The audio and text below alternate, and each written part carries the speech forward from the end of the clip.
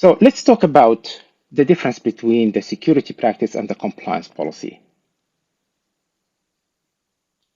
So before we start talking about Microsoft Compliance Manager, we need to talk about compliance.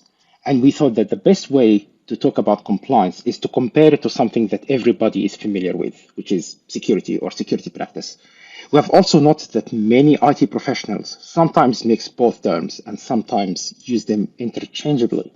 So let's go over some important definitions and differences to clear out any potential confusion people might have between security and compliance that we usually hear in the field dealing with customers on that front.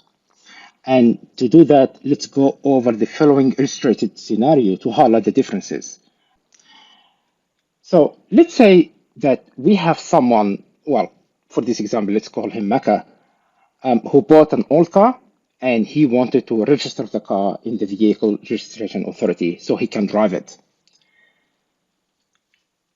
Mecca hired an assessor, and in that case, let's call him Shashank, who is experienced in getting car to pass the registration assessment. To simplify, Shashank identified two problems with the car, which are number one, the tires are constantly leaking air and deflating. Number two, the car remote key battery died and it doesn't function 90% of the time. To pass the assessment, Shashank advised was for the tires issue, he recommends Mecca won't pass the assessment and might result in fatal accident if it's not remediated. Also, it's very risky for Mecca's life and other life if this is not fixed. Shashank then advised that all punctures in the tires must be fixed to stop the air leakage. And this is a top priority issue. For the car remote key battery issue, Shashank advises that this is a low priority issue as the physical key works as expected to lock and unlock the car. Also, the Vehicle Registration Authority is not really concerned about the remote keys that much as it won't lead to any road accidents or risk to other people's lives. Shashank mentioned that if Maka sticks to the advice, he will pass the assessment and the registration will be valid for another 2 years, where he doesn't have to go through another inspection till the next check.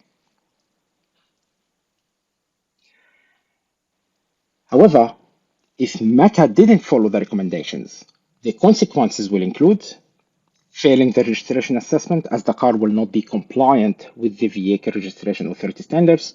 He may risk his own life as well as other people's lives. Other consequences would include paying higher insurance, paying compensation if he is at fault in an accident, as well as losing his driver license.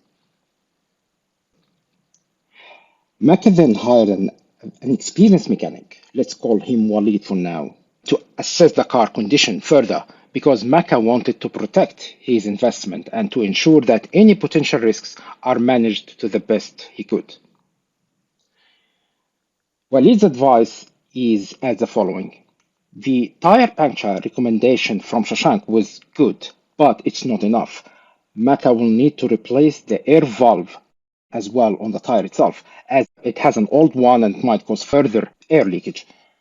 This way, we have higher chances to protect the tire from air leakage compared to just fix the tire puncture.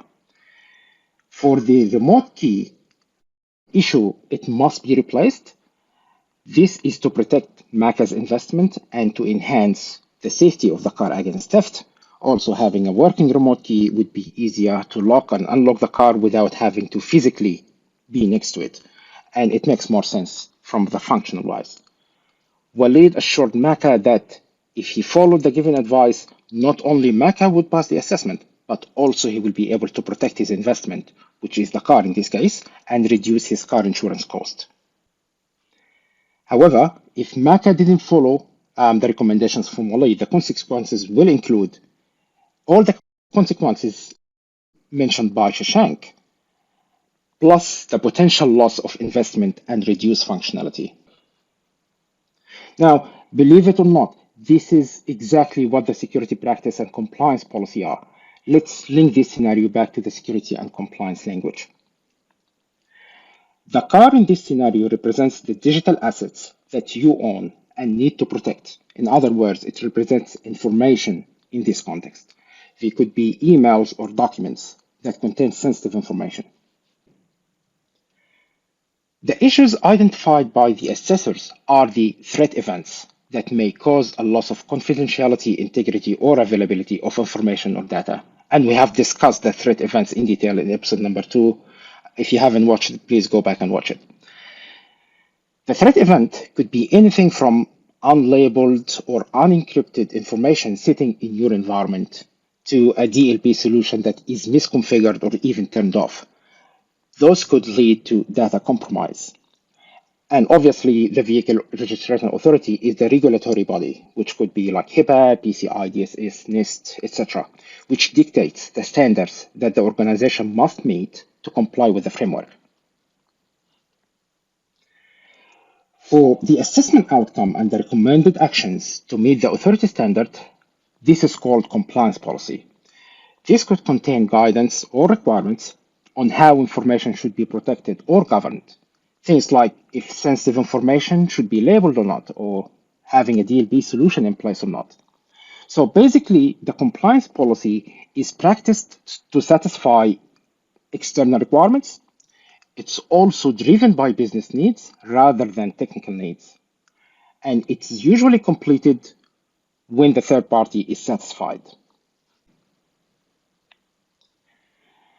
For the other advanced assessment outcome, this is the security practice. As we noticed, it was driven by the need of the car owner to protect his investment.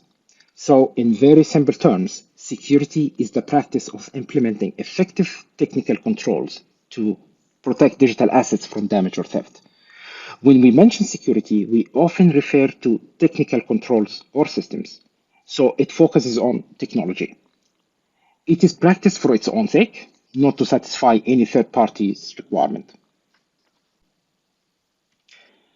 So let's summarize this topic. Both security and compliance have the same objective, which is reducing risk. However, the teams managing both might have different responsibilities. For example, compliance team would focus on documentation, where security team won't be that interested in it. Adhering to the compliance policy requirements only, we also call that the checkbox approach, is not enough. This approach focuses on performing only the absolute minimum required in order to just meet the standards. Also, having the most agile and cutting-edge security defenses and systems in place does not mean you are compliant. So security and compliance go hand in hand. In fact, they complement each other in areas where one may fall short. Look at it this way. Compliance gives you a very good baseline for information security strategy to start with. Then security will build on that baseline to boost your security posture. Now, hope that this example made sense. And now we can clearly differentiate between security and compliance. Let's move on to the next section.